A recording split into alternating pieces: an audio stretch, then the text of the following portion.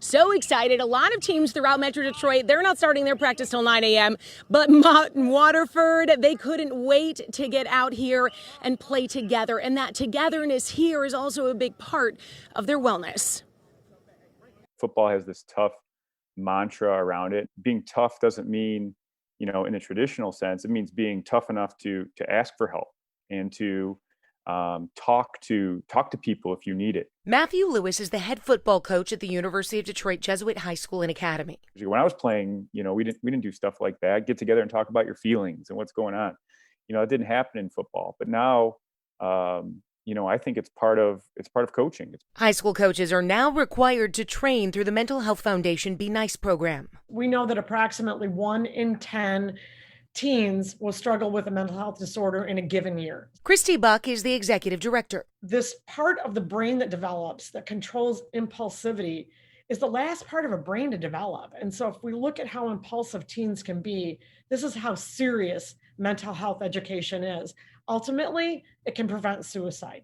Trying to navigate that as coaches and teachers has been challenging. And the Be Nice program really has provided us with kind of steps and things to do. NICE is a 4-step action plan that begins with notice. Notice signs and symptoms.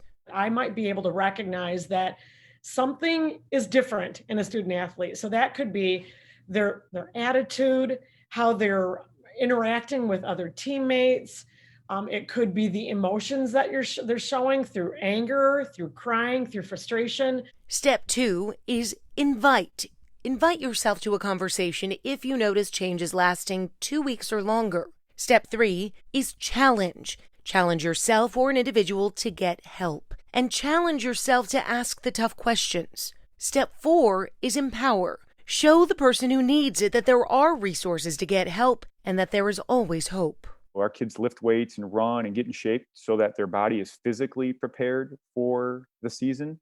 We have to get our kids mentally prepared for the season as well. We knew that we needed to have open conversations to give these coaches, arm them with a tool that's easy to relate to and easy to implement. So notice, invite, challenge, and empower. Out here this morning with Coach Chris Farr. You are in charge of the football program here at Waterford Mott. And we were just talking, of course, about the mental health training. You're wearing a shirt that says, "Nobody cares, work harder." And I think, football teams and coaches, you all have a persona. You're known for being tough. How does this apply to your team? And what does it mean to you? Well, I think for us, being tough means you handle whatever you need to handle. If it's, it's not necessarily like the manly things they're always talking about. If you're going through things, sometimes being tough is just talking about them. Talking to your teammates, your friends, your family, and just getting it out. So you're not just holding it inside. And I think that's what we try to do out here is these 3 days is get together and, get to know each other so you feel comfortable about having those tough conversations, realize you're not alone.